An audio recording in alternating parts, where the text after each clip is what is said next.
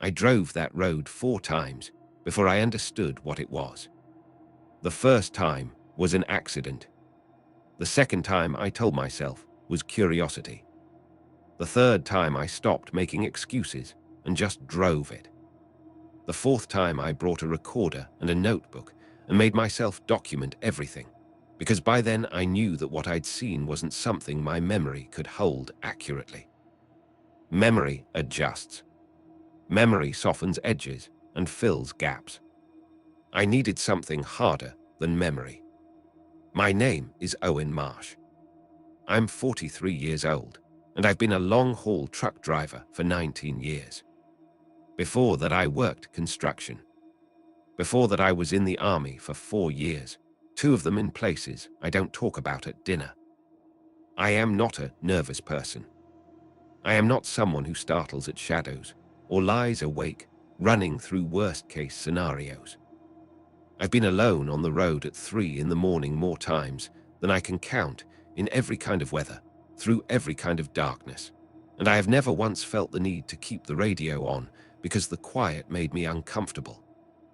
I'm telling you this because I need you to understand what kind of person has no explanation for what I'm about to describe. The road is in rural Tennessee. I'm going to be deliberately vague about the exact location, not because I think it matters strategically, but because the last time I told someone the precise location, they drove out there alone, and I'm not going to be responsible for that again. What I can tell you is that it's a county road, 2 lanes, no center line, the kind of road that was paved sometime in the 1970s and has been slowly losing the argument with tree roots and weather ever since. It runs roughly north to south through a stretch of second-growth forest, about 11 miles between the 2 county routes that bracket it. There are no houses on it. There are no businesses. There are 2 intersections, both of them with roads that dead-end within half a mile. It is, by any reasonable measure, a road that goes nowhere useful, maintained by a county that probably doesn't have good reasons to prioritize it. I found it the first time because my GPS routed me onto it as a detour around an accident on the highway. This was in October, 4 years ago. I was running a load of industrial equipment to a distribution center outside of Nashville, and I'd hit a backup that my dispatcher said was going to sit for at least 2 hours. He gave me a detour route. I followed it. The county road was the middle section of the detour. I turned onto it at around 11 p.m. and drove north. The first thing I noticed was the quality of the darkness. I've driven a lot of rural roads at night.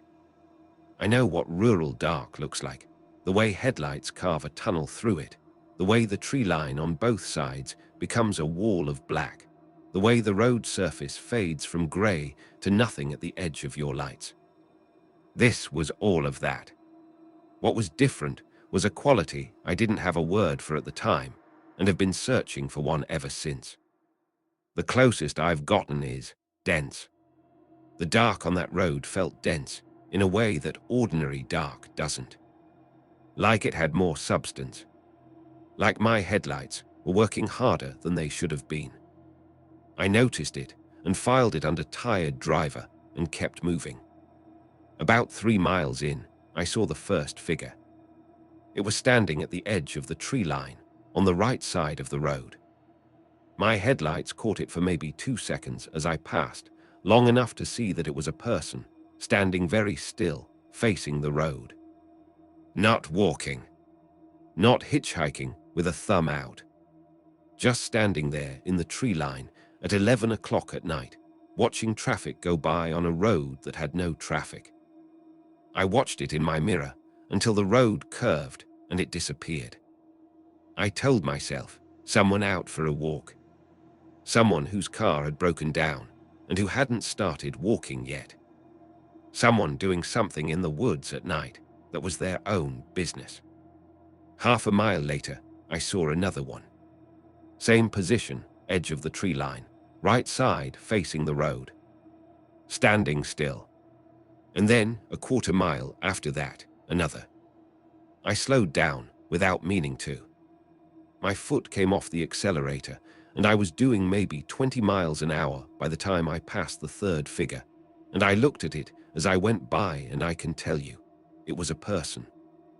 Or it had the shape and dimensions of a person, standing at the tree line with its face toward the road, not moving.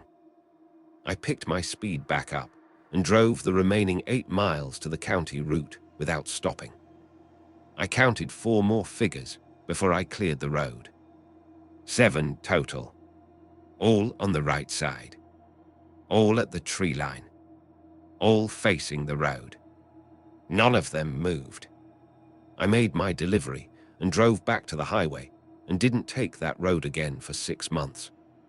The second time was in April. I'd thought about the figures a lot in the months between. Not obsessively. I have a life. I have work.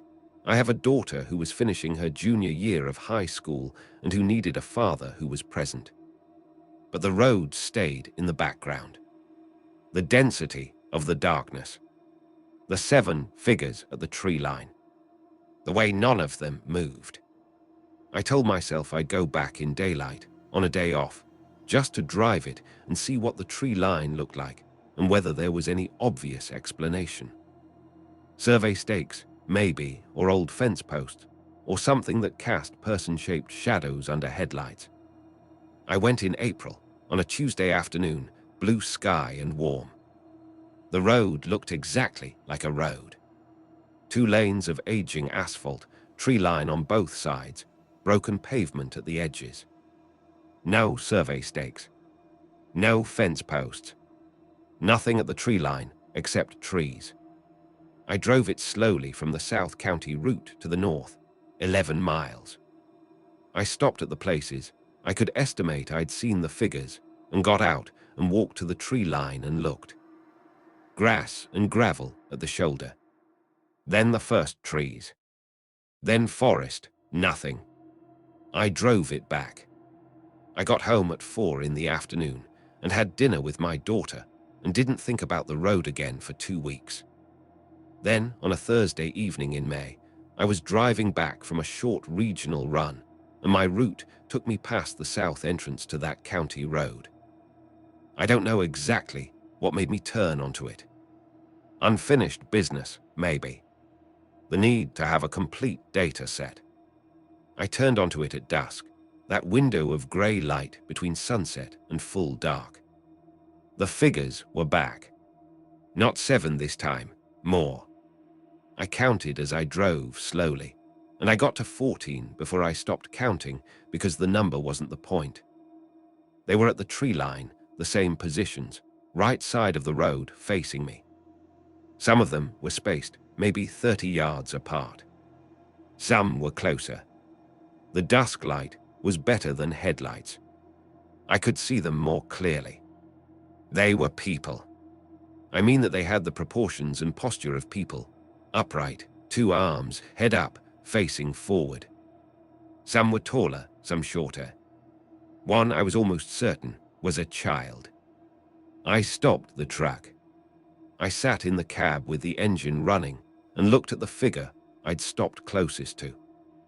It was maybe 20 feet from the road, at the edge of the trees, upright, still, facing me. I opened the door and stepped out. The figure did not move. I walked to the shoulder. The figure did not move. I stood at the edge of the asphalt, maybe 15 feet from it, and I looked at it in the grey dusk light, and I tried to see what I was actually seeing. It was a person. Or it was the shape of a person. I could see the outline of a head, of shoulders, of arms at the sides. I thought I could see, the pale suggestion of a face. I said, "Hello." It didn't move. I said, "Are you all right?" Nothing. I took 1 step onto the shoulder, toward the tree line. And then something stopped me, not a sound, not a movement from the figure. Something internal. A physical resistance, like walking into a headwind, except the air was perfectly still. My body decided not to go further before my brain had finished running the calculation. I stood on the shoulder and I looked at the figure, and I made myself breathe slowly and think clearly. The light was going. In 5 minutes, it would be full dark. I got back in the truck and drove the rest of the road without stopping. I did what any reasonable person does when something is bothering them and they don't know what to do about it. I started researching. Not the road specifically. I was still being careful about the location. I didn't want to find myself in some internet rabbit hole that would send strangers out there. I researched more broadly. I read about road apparitions, about figures reported at the edges of rural roads, about the documented psychology of night driving and what it does to perception. I read about hypnagogic hallucinations, the visual disturbances that can happen when you're tired, when your brain starts producing dream imagery while you're still technically awake. The psychology reading was interesting and ultimately unhelpful. Hypnagogic hallucinations don't persist across multiple visits on separate occasions in different states of alertness. They don't show up in daylight. They don't number in the double digits and stand in consistent spatial positions relative to a fixed landmark. The more interesting research came when I started looking at the county itself. The county road passes through a stretch of land that was, in the late 19th and early 20th centuries, a farming and logging community. There were several small settlements in the area, not incorporated towns, just clusters of families. By the 1940s, most of them had dispersed. The land had been bought up by a timber company, logged out, and left to regrow. The second growth forest I'd been driving through was the result. I found a local historical society newsletter from 2009 that mentioned, almost in passing, that the county road followed the path of an older wagon road used by the settlements in the area. It mentioned that there had been a cemetery associated with one of the settlements, a family cemetery no longer maintained, somewhere in the stretch of woods the road ran through. I found a county surveyor's map from 1923 in a digitized archive. It took me 2 hours to orient it correctly relative to modern road positions. When I did, I found a small symbol on the map, annotated in faded ink, SEM. It was on the right side of the wagon road. The same side the figures stood on. I sat with that for a long time. The third time I drove the road was in August. I went at night, deliberately, because I'd accepted by then that daylight wasn't going to show me anything. I also went alone, which I want to note was not a decision I made carelessly. I have a daughter. I thought about her. I decided that I was a careful, experienced person who knew his own limits, and that I was not going to do anything reckless, and that the risk was acceptable. I drove the road at about 20 miles per hour, from south to north, with my windows down. There were more figures than either previous time. I stopped counting at 22. But what was different this time, what I had not experienced before, was the sound. With my windows down, driving slowly, I could hear the night. Insects, frogs. The tires on the broken asphalt. And under all of that, just barely audible, something that I can only describe as a crowd at a distance. Not voices I could resolve into words. Not anything I could identify. The suggestion of human sound, the low, blurred texture of many people in a space, muffled by distance or by whatever stood between me and the source. I pulled over, turned off the engine, sat in the dark with the windows down and listened. It was there. Faint but consistent. Not rhythmic, not crickets or frogs doing something I was misidentifying. Something that had the irregular cadence of human noise. Voices, maybe. Maybe not voices. Something human. I looked at the figures while I listened. They were there. I could see the nearest ones in my parking lights. Still at the tree line, facing the road. Facing me. I said out loud, to no one in particular, "I know what you are."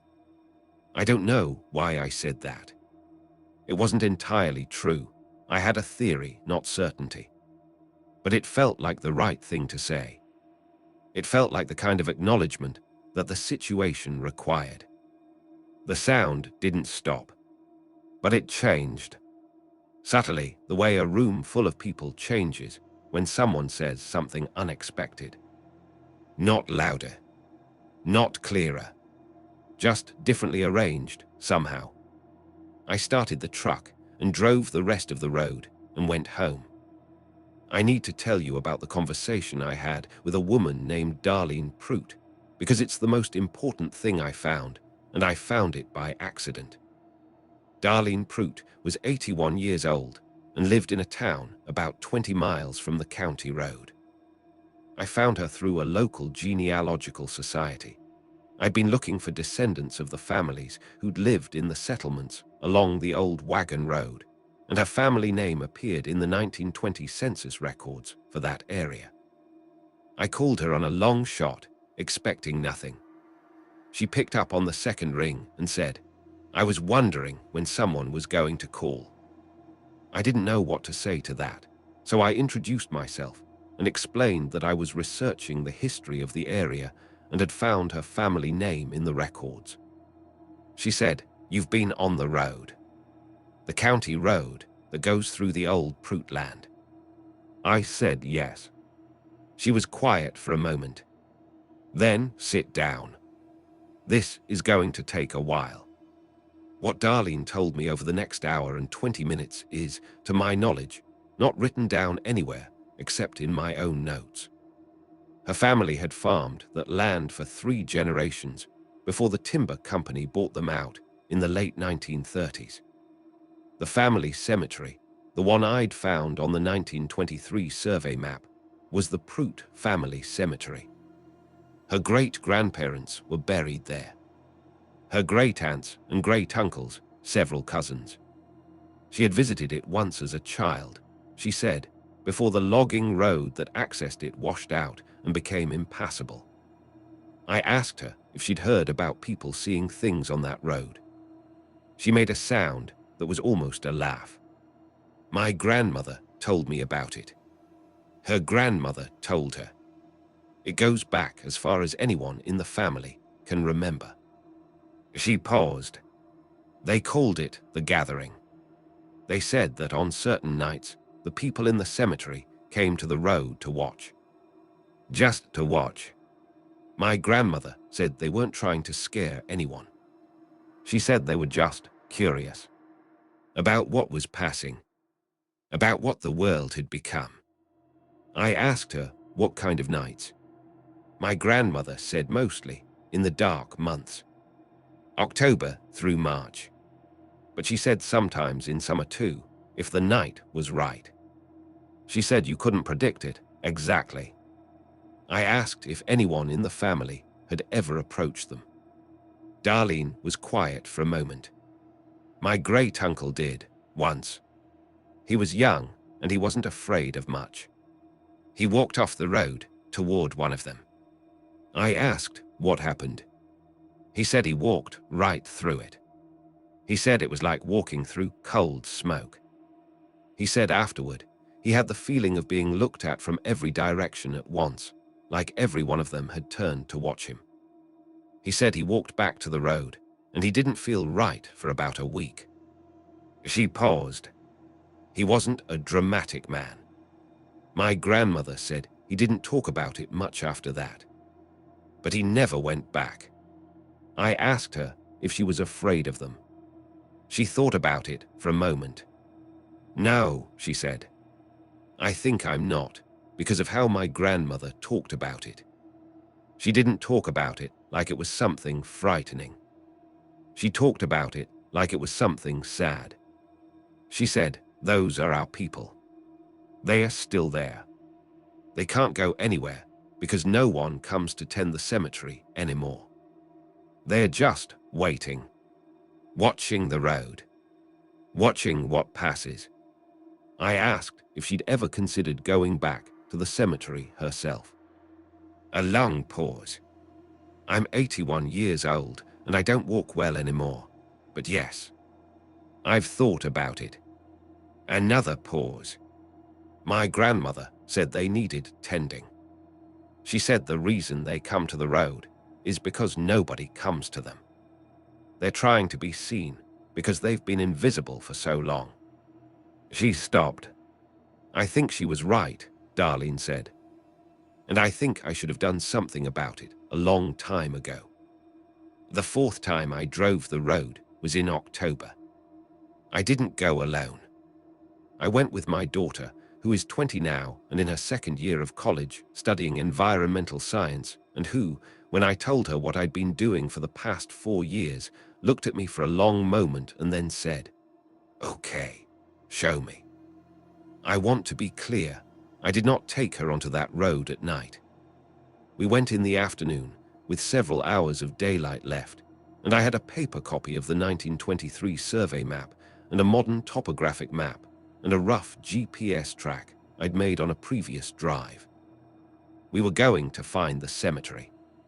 We found it about 60 yards from the road, in a shallow depression between two rises in the ground. We almost missed it. The markers were old field stones, most of them fallen, and the depression was heavily overgrown with decades of brush and small saplings. But my daughter spotted a stone standing upright, and then another, and we pushed through the brush and stood in what had clearly been a maintained space at some point in the past century. 18 markers, some with names still legible, most worn past reading. The earliest date I could make out was 1887.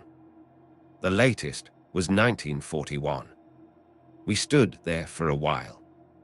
My daughter didn't say anything, which is a quality I've always respected in her. She knows when silence is the right response. Then she said, "We should come back and clear this out." I said, yes, we should. We went back in November with tools and spent a full day clearing the brush, uprighting the fallen stones, tracing the names we could still read. We found a local historical society and reported the cemetery's location.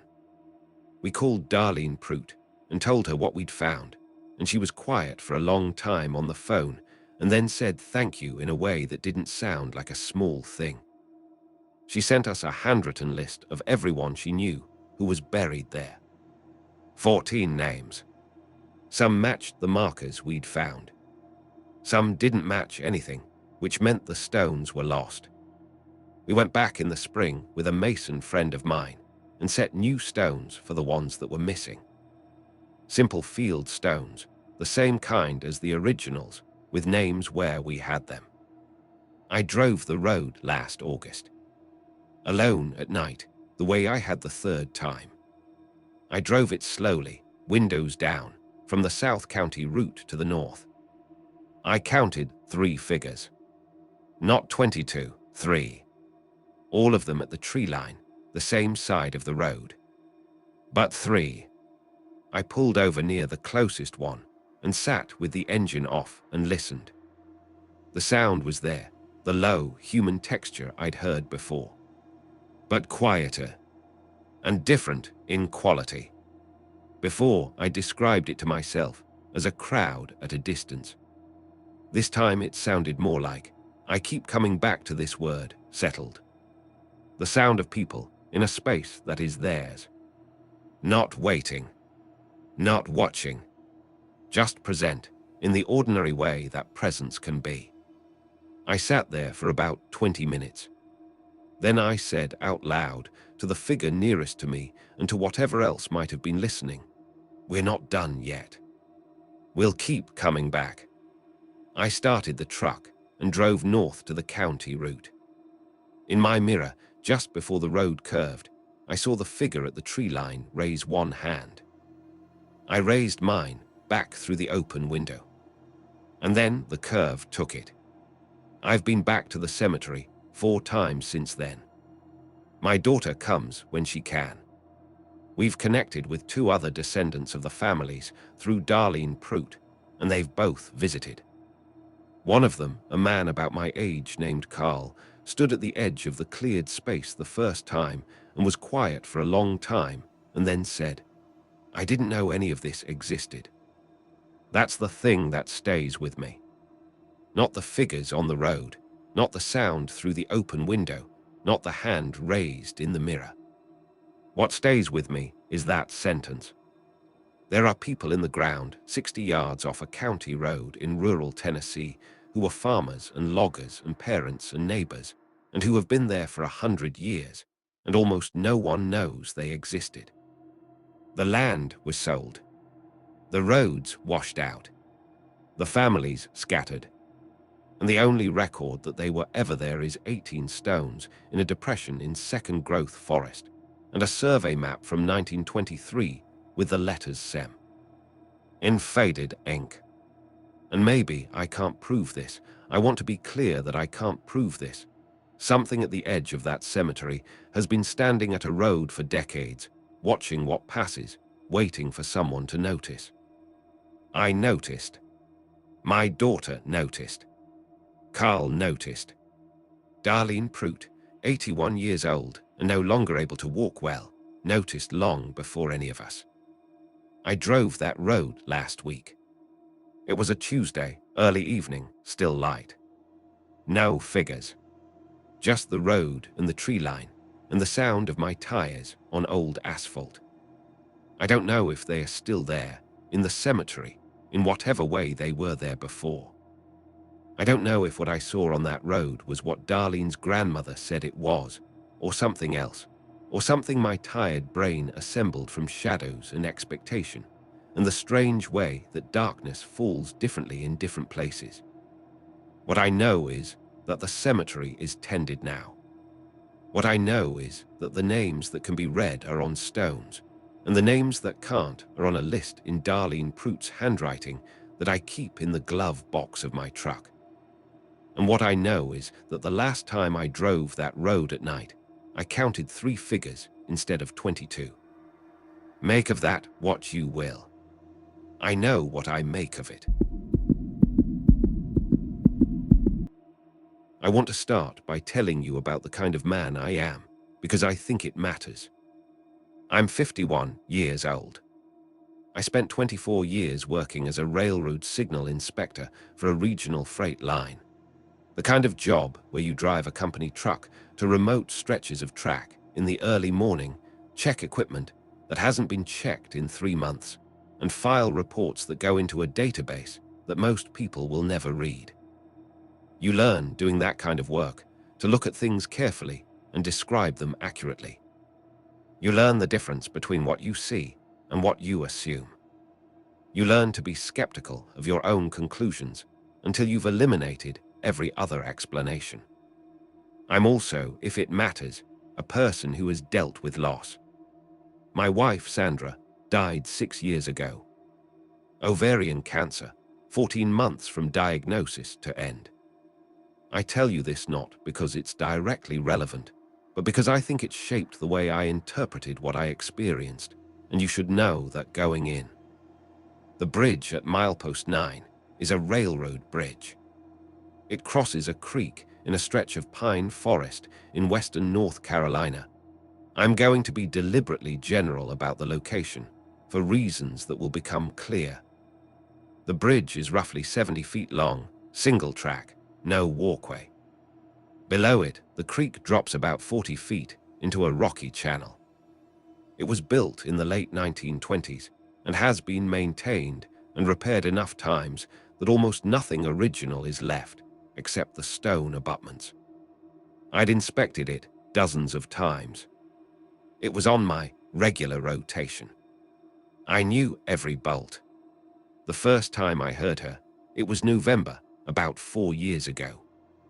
I'd parked my truck on the access road and walked out onto the bridge to inspect the signal housing on the east end. It was early, maybe 6 a.m., and the light was just starting to come up, grey and flat through the trees. The creek was running high from recent rain.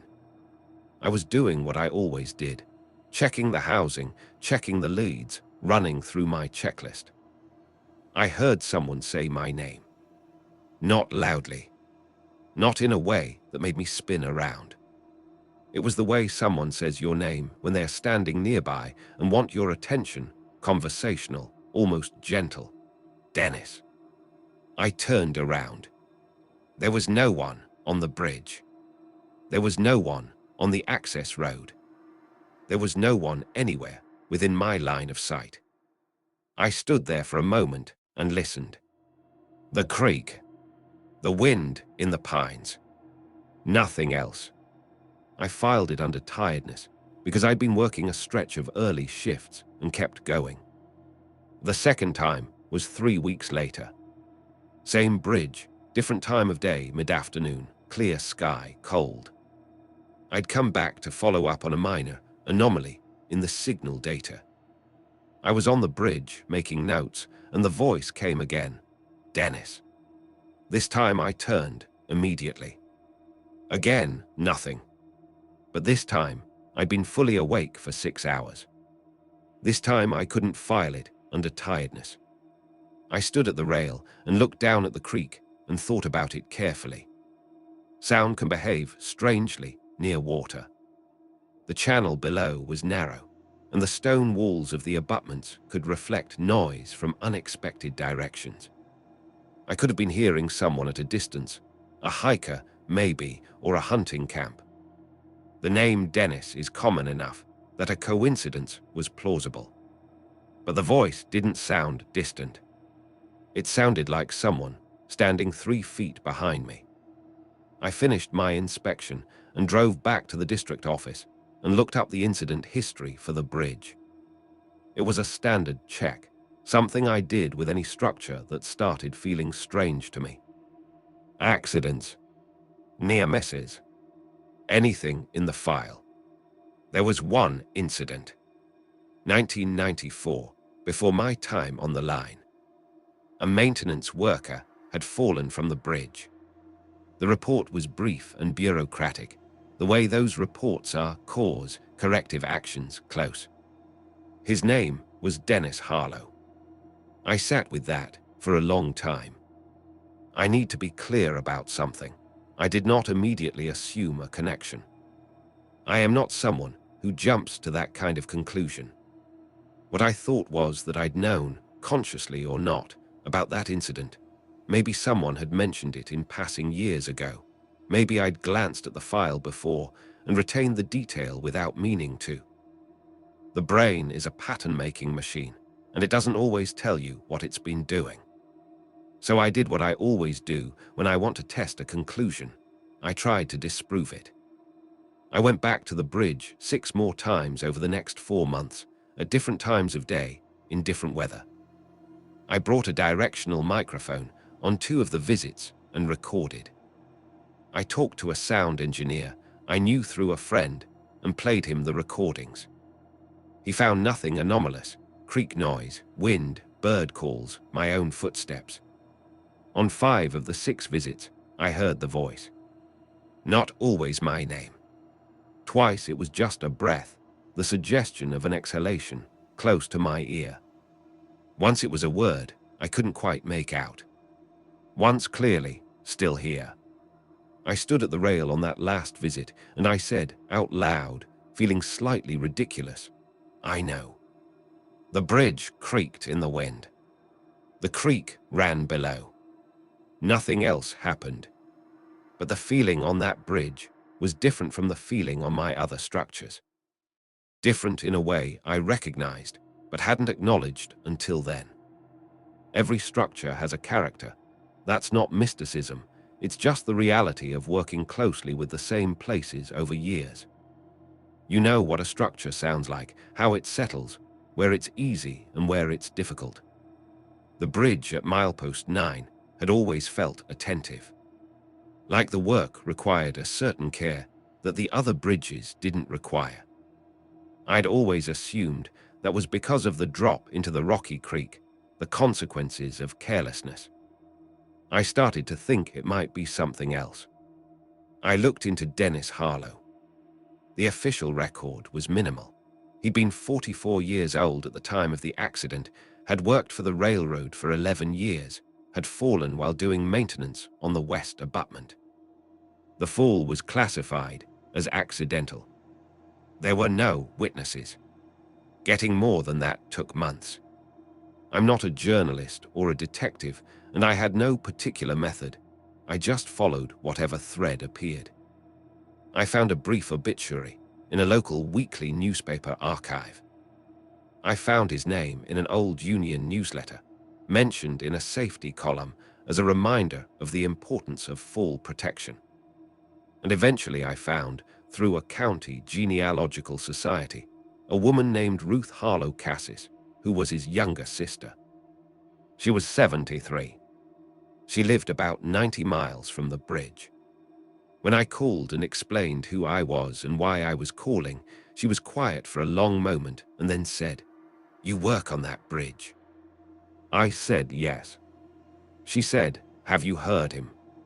I didn't know what to say to that, so I said yes. Another pause. Then he always said that bridge was his. He loved that stretch of line. He used to say that when he retired, he was going to buy a piece of land near there and just watch the trains go by. I asked her to tell me about him. She talked for almost 2 hours. Dennis Harlow had been, according to his sister, a quiet and meticulous man. Not cold, she was careful to say that, more than once. He had been warm with people he trusted, funny in a dry, understated way. He'd been married briefly in his 30s, no children. He'd spent most of his life alone, but not unhappily, she said. He'd been the kind of person who was genuinely content with his own company. He'd loved his work. That was the thing Ruth kept coming back to. He hadn't loved the railroad as an institution. He'd had the standard complaints about management and paperwork. But the physical work, the structures, the machinery, he'd loved all of it.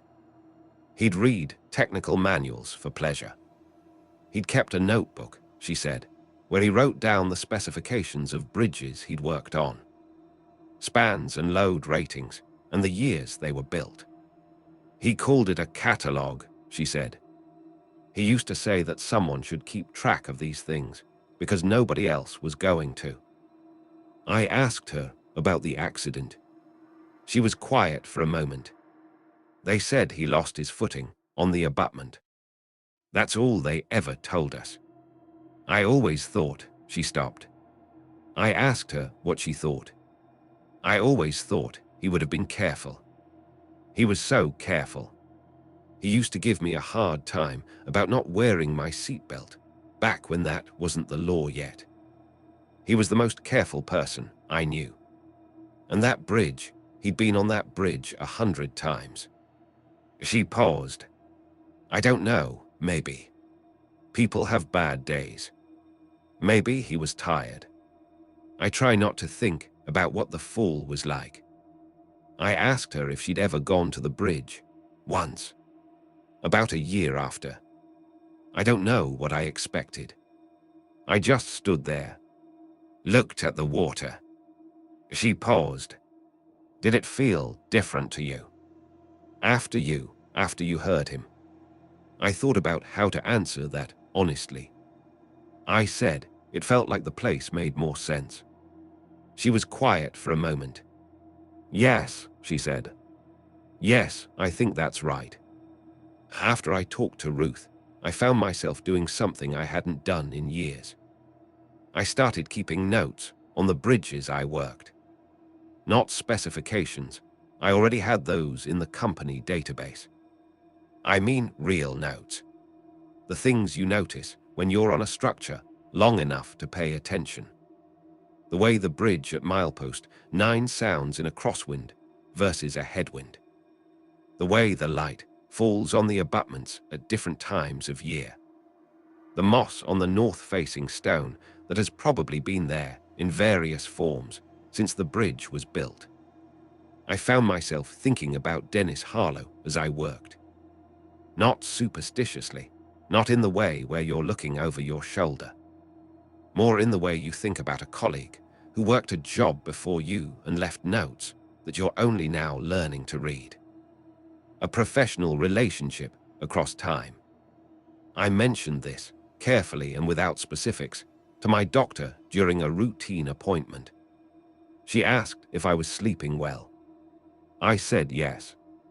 She asked if the thoughts were intrusive or distressing. I said no.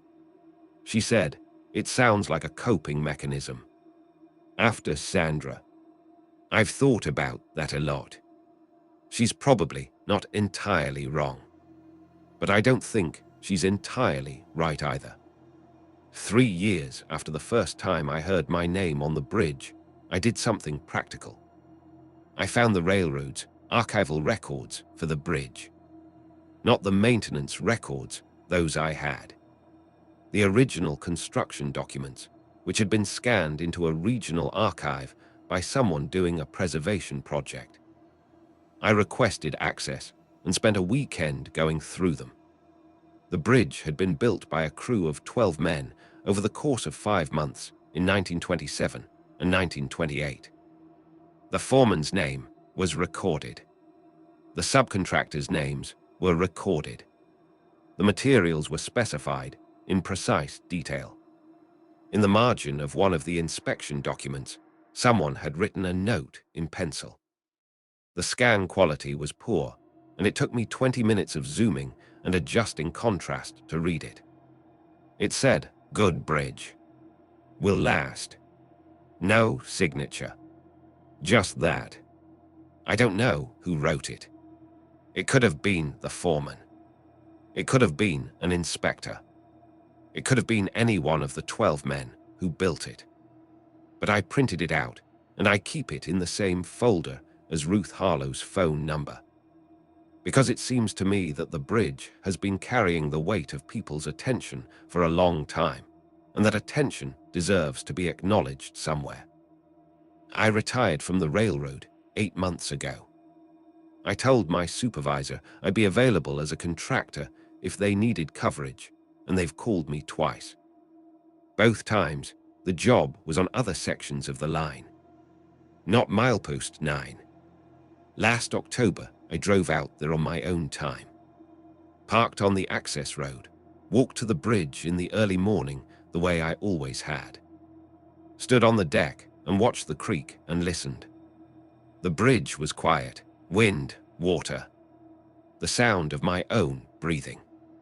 I stood there for about 20 minutes. Then, just as I was turning to go, I heard it. Not a word this time. Just the breath, that close exhalation, like someone standing beside you and letting out a long, slow sigh.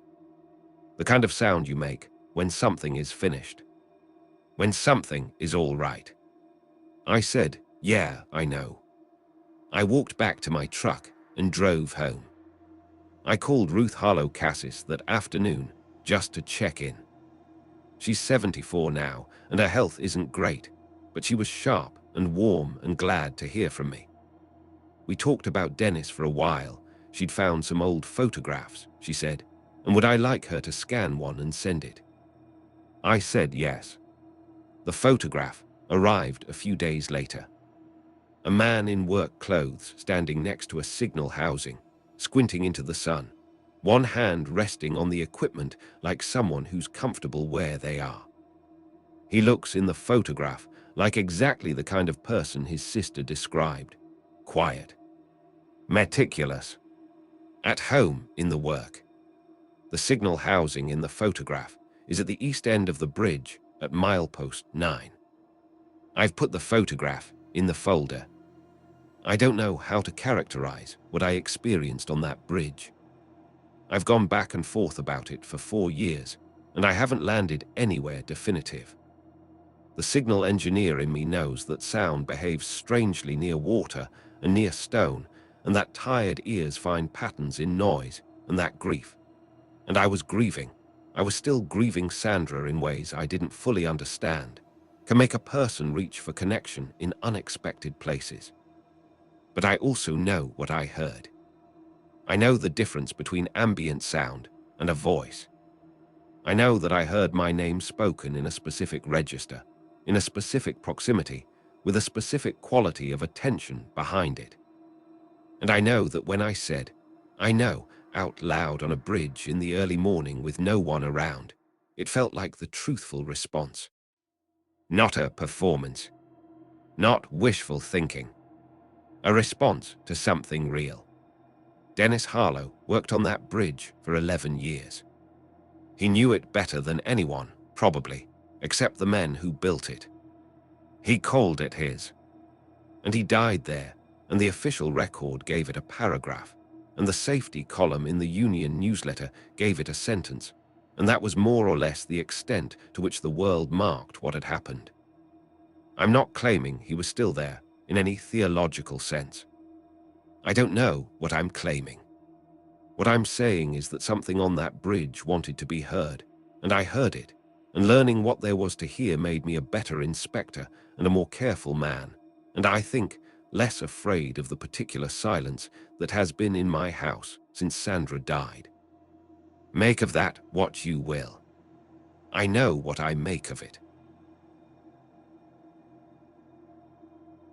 I want to start with the practical facts, because that's the only honest way I know how to start. My name is Miriam Sulky. I'm 56 years old.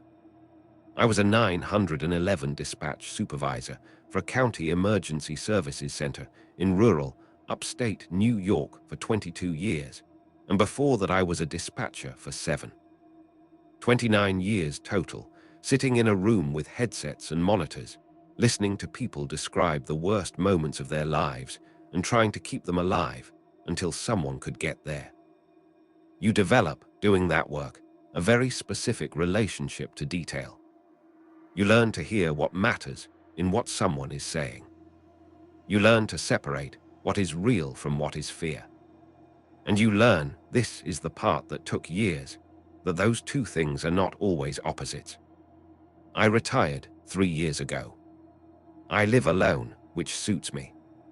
I have 2 adult sons, both of them in other states, both of them fine. I have a garden that I take seriously, and a dog named Earl, who I take more seriously. I am not someone who frightens easily, and I am not someone who invents things. I need you to understand that before I tell you what happened in that house. The house is on a road called Dispatch Road, which I acknowledge sounds like the kind of thing a fiction writer would invent. But it's a real road with a real name, and the name comes from the fact that a 19th century postal relay station used to stand at the north end of it. The road itself is about 3 miles long, running east to west through what used to be farmland and is now mostly overgrown field and second-growth maple. There are 4 occupied houses on it and 2 vacant ones. The vacant ones have been vacant for a long time. One of them belonged to a woman named Vera Lusk. I'll come back to Vera. But first, I need to tell you about the calls. I retired in the spring. By the following October, I was restless in the way that people who have worked structured jobs for 3 decades get restless when the structure disappears. I'd expected to feel relief. What I felt instead was a low-grade agitation, like a radio signal that won't quite tune. I started doing things I told myself I'd do when I had time. I reorganized the garage. I learned to make bread. I drove around the county on Saturday mornings just to be moving.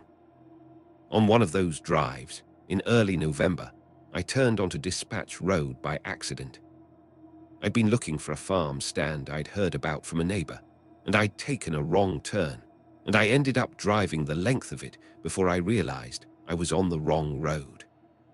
Halfway down the road, I passed a 2-story clapboard house set about 40 feet back from the shoulder.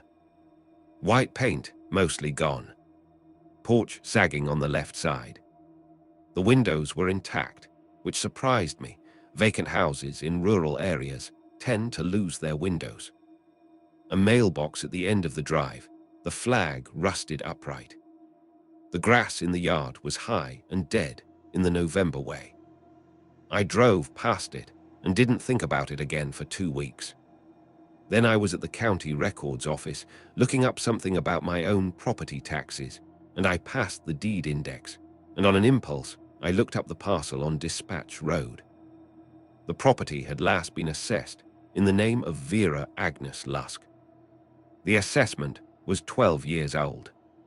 I noted it and went home and made dinner and watched television and went to bed. At 2:17 in the morning, I woke up with the absolute certainty that I had heard that name before. This is the thing about 29 years of dispatch work. You hear a lot of names. Thousands of names. Most of them go into the general archive of the job, and you can't retrieve them. But some of them stay, for reasons that usually have to do with the intensity of the call or the way it ended. I got up and went to the kitchen and made tea and sat with it. Vera Lusk. I turned the name over and over. By 3 in the morning, I had it. 16 years ago, during my 9th year as a supervisor, we had received a welfare check call for an address on Dispatch Road. A neighbor, I couldn't remember which neighbor, just the call, had reported not seeing Vera Lusk for several days and being unable to reach her by phone. A unit was dispatched. The officer who responded had found Vera at home, alive, but apparently confused. She'd refused medical attention. The call had been closed as a non-emergency welfare check, resolved, nothing further. I remembered it because of what the officer had said when he cleared the scene. He'd said, "She's fine. She says she's just been talking to her people." His tone had been the tone officers use when they are humoring an elderly person. I'd cleared the call and moved on. We'd had 14 more calls that shift. But the phrase had stayed in the back of my mind for 16 years, in that archive of things you don't know you've kept until you need them. Her people. I finished my tea and went back to bed and didn't sleep for another 2 hours. I went back to Dispatch Road in daylight on a Thursday, which matters because I want to be clear that I was not behaving impulsively. I'd thought about it for a week.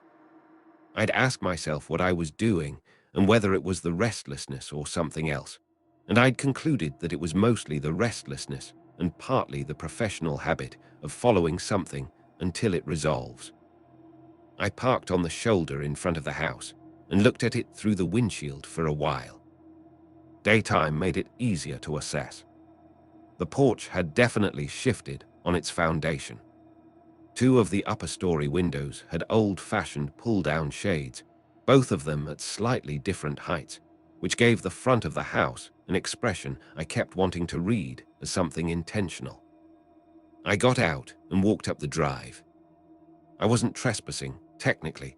There were no posted signs, and as a retired county employee with identification, I had a reasonable basis for being there if anyone asked. I went up the porch steps carefully, testing each one. The front door was closed and locked.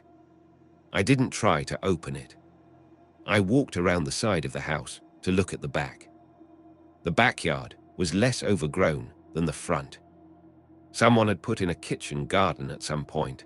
I could see the remains of the raised beds, the wood rotting but still holding shape. There was a clothesline between 2 posts, no wire left, just the posts. And at the back of the yard, against the tree line, there was a bench. Concrete, the old-fashioned kind, the kind you buy at a garden center in the 1970s. It had sunk slightly into the ground over the years. And on it, arranged in a row, were 7 objects. I walked closer. They were stones. River stones, palm-sized, smooth.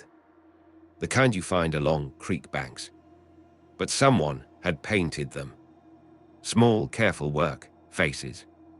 7 small painted faces on 7 smooth stones, lined up on the back of a sunken concrete bench in a yard that hadn't been maintained in over a decade.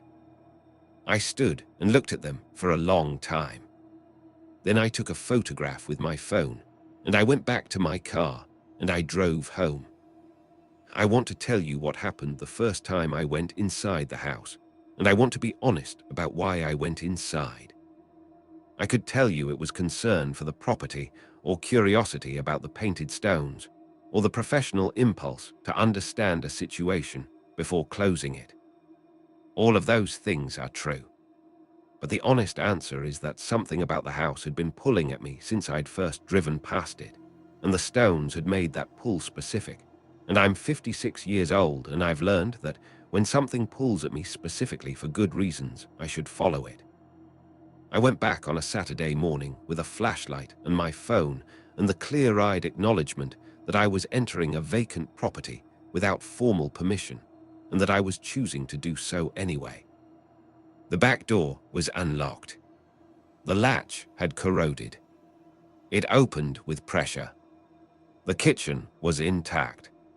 Furniture still in place, a table, 2 chairs, a hutch with dishes.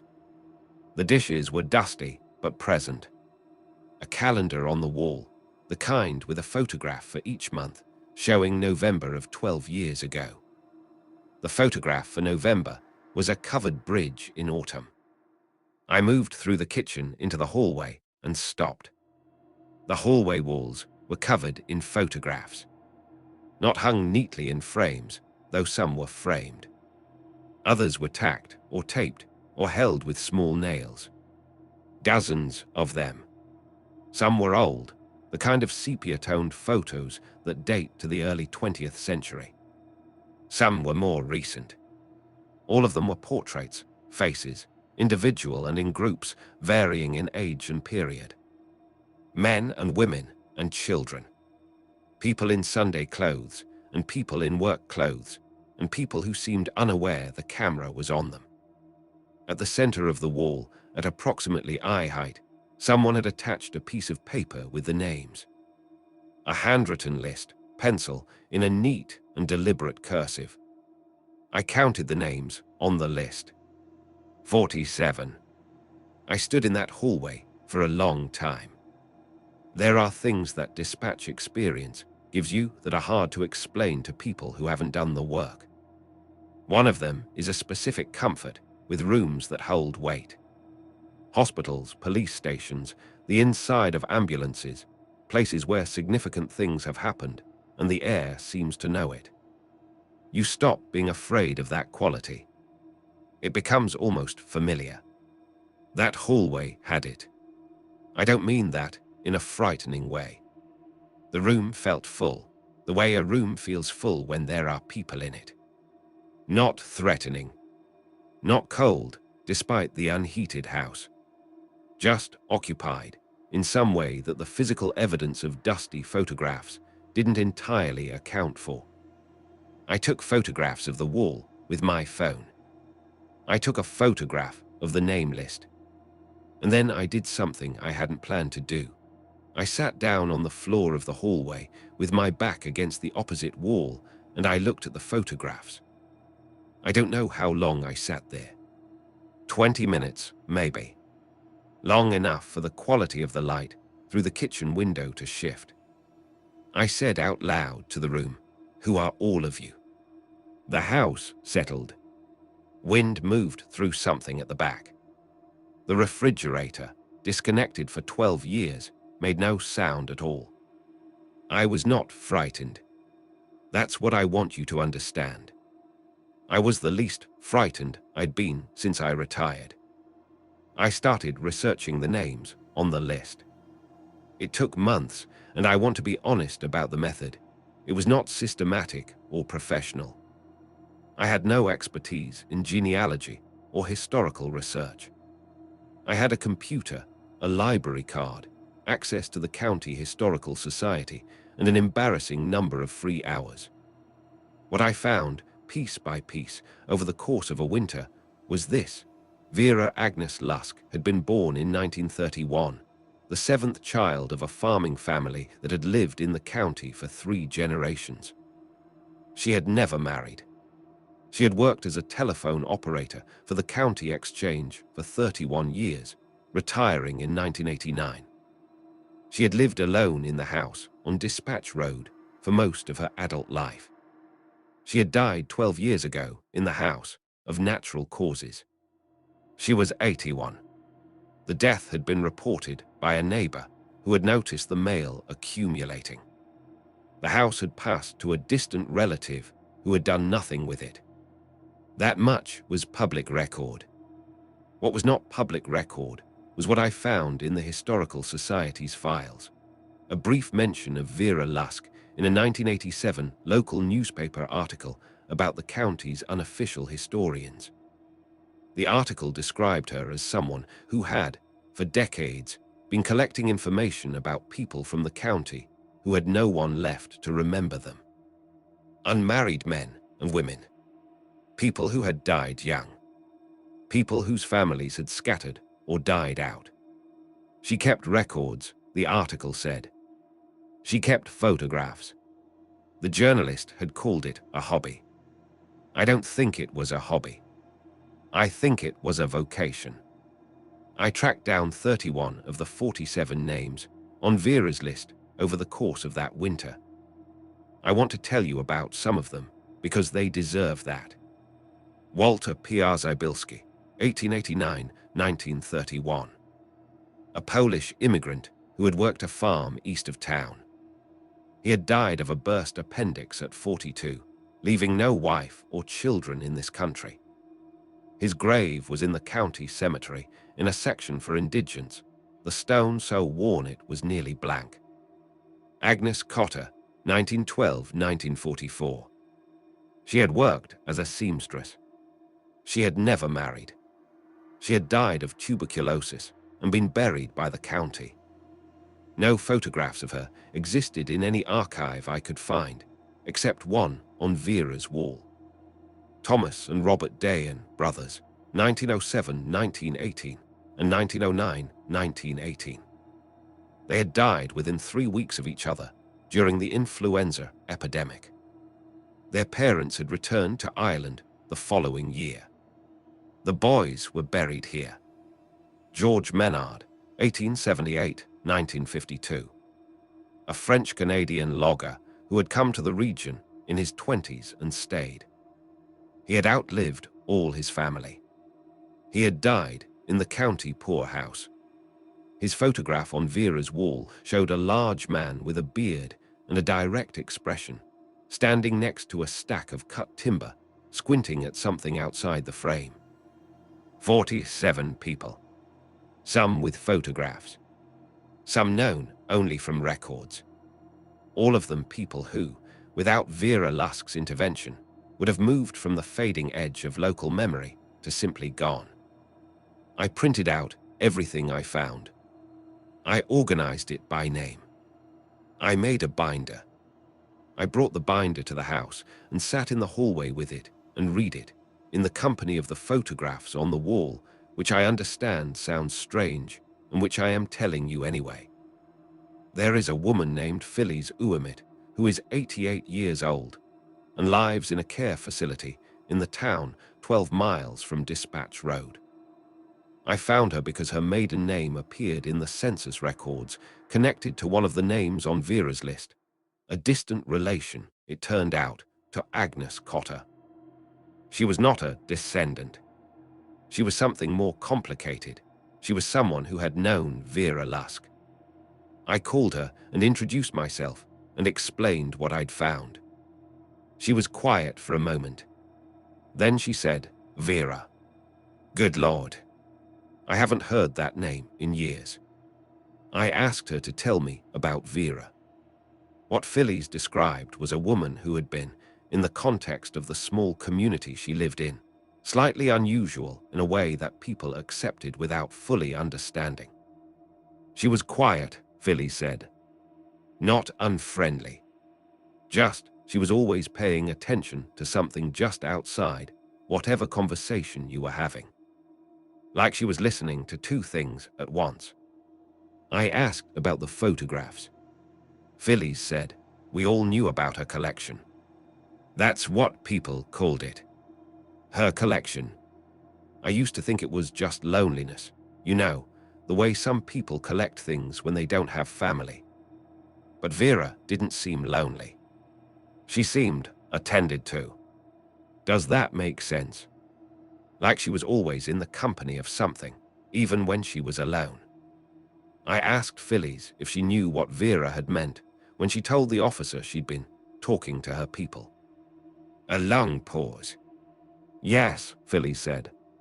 I know exactly what she meant. She was quiet for a moment. Vera used to say that people don't go far if no one remembers them. She said they stay close to wherever the last memory of them is. She said she'd been talking to them her whole life, the ones nobody else talked to. She said they were grateful for it in the way that people are grateful when someone finally learns their name. I didn't say anything. She wasn't crazy, Phyllis said, a little sharply, as if she expected me to argue. She was the least crazy person I ever knew.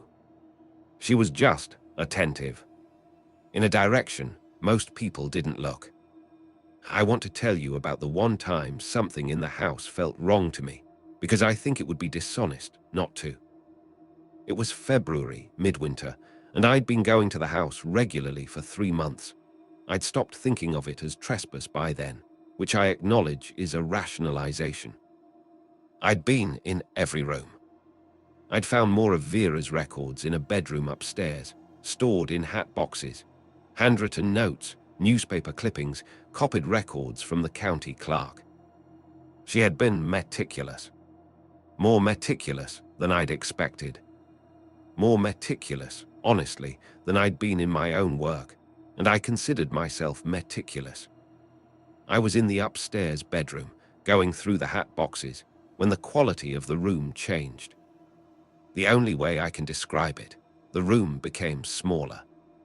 Not physically, but the sense of space contracted, the way a room contracts when you become aware of how many people are in it. I looked up from the hat box. There was nothing in the doorway. Nothing in the room. The winter light through the window was flat and grey. The house was silent, but I had the clear, specific sense of being looked at.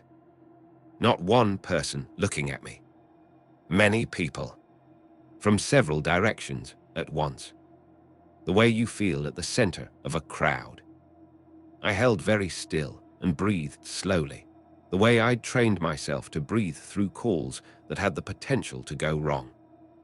I said out loud, I'm not here to take anything. I'm trying to understand what she was doing. What you meant to her. The feeling didn't entirely go away. But it changed. The crowd sense shifted from scrutiny to something that felt more like attention. Like I'd said the right thing in a difficult call, and the person on the other end had decided to keep talking. I sat with the hat box in my lap for another hour. When I left, I felt, for the first time in 3 months, like I'd been given something instead of taking it. In the spring, I contacted a lawyer. The distant relative who had inherited the property, a man in his 60s living in Arizona who had never visited the house and expressed no particular interest in it, was willing to sell. The price was low because the property needed significant work and because I was the only interested buyer. I bought the house on Dispatch Road in April. I want to be clear about my reasoning because I've had to explain it to both my sons, who were worried about me in the careful way adult children worry about a parent who retires and then does something unexpected. I did not buy the house because I believed I could communicate with the dead. I bought it because Vera Lusk had spent 60 years doing something genuinely important, and when she died, the work had stopped, and the work didn't need to stop. The photographs on the hallway wall needed to stay on the hallway wall. The name list needed to stay where it was. The hat boxes needed to stay in the upstairs room. And the research that Vera had started needed to be continued, because 31 out of 47 is not finished, and a person who spent 60 years not finishing things deserves to have someone else pick it up. My sons came to visit in June. My younger one, who is 31 and works in software, and has a skepticism about most things that I find useful and occasionally exasperating, stood in the hallway for a long time looking at the wall of photographs. Then he said, "Mom, who are all these people?" I said, "That's what I'm trying to find out." He was quiet for a moment. Then he said, "Do you want help?" I said yes. I've been in the house for 2 years now. I don't live there. I've kept my own house, which has Earl the dog and the garden and the habits of 29 years, and none of those things transfer. But I go to the house on dispatch, road 2 or 3 times a week. I work in the hallway and in the upstairs room. I've made significant progress on the remaining 16 names. I've connected with 4 descendants of people on Vera's list who didn't know their relatives were commemorated anywhere. One of them, a woman named Diane, whose grandfather was Walter P.R. Zybilski, drove 4 hours from Connecticut to stand in the hallway and look at the photograph of a man she'd never known existed. She was crying before I could say anything, which I had not anticipated, and I stood beside her and said nothing, which was the right thing. She said, "He looks like my father." I said, "Yes, he does. It's the jaw." She laughed through the crying. And then we sat down, and I told her what I knew about Walter P.R. Zybilski, which wasn't much, but which was more than nothing. More than nothing is the whole point. I want to tell you about the last time I felt the crowd sense in the house, because I think it's important. It was in November, a year after I'd bought the property. I'd spent the afternoon organizing the last of Vera's hat boxes and making notes, and the light was going, and I'd been there about 4 hours. I was tired in the specific way I get tired now, which is different from the tiredness of the dispatch center and is mostly in my shoulders. I was standing in the hallway putting my coat on, getting ready to leave. The feeling came in quietly, not like the February incident. Not like a crowd bearing down. More like a room in which many people had just, simultaneously, looked up. I stood in the hallway with my coat half on, and I looked at the wall of photographs. 47 faces looking back, in various states of clarity and age and light. I said, "I'll be back Thursday." I finished putting on my coat. And here is the thing I can't explain and won't try to explain, and I'm going to tell you anyway because I promised myself I'd be accurate. The room exhaled. That's the only word. A collective, quiet release of breath, the way a waiting room empties when the appointment finally calls your name. The feeling of many people settling. I walked to the back door and let myself out and stood in the backyard for a moment. The 7 painted stones were still on the bench. They'd been there through 2 winters now. The paint was weathering, but the faces were still clear. I don't know what Vera meant when she made them. I don't know which 7 of the 47 they represent, or whether they represent 7 specific people or something else entirely. I've stopped trying to figure it out. Some parts of what she did are hers. I walked to my car in the November dark and drove home to Earl, who was waiting at the door the way he always is, and I fed him and made dinner and called my son, who had found something useful in an old census record, and we talked for an hour. When I went to bed, I was not restless. The low-grade agitation that had lived in me since I retired was gone, or mostly gone, or changed into something that no longer felt like a problem. I don't know if what I've experienced in that house is what Vera experienced for 60 years. I don't know if the 47 are there in any sense I could defend to a skeptic.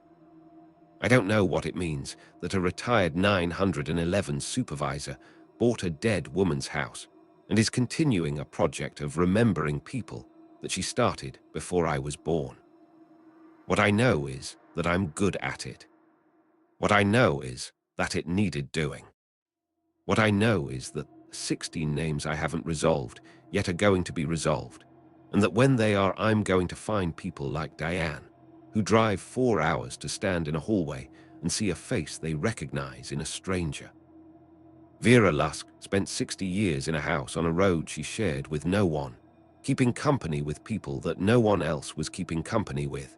And when she died, the county classified it as an unattended death, and the house sat empty for 12 years until a restless retired dispatcher took a wrong turn and drove past it. I don't think she was waiting. I don't think she needed anything from me specifically. But I think the work was waiting. And I think the 47 knew the difference between a house that had stopped and a house that had started again. Make of that what you will. I know what I make of it.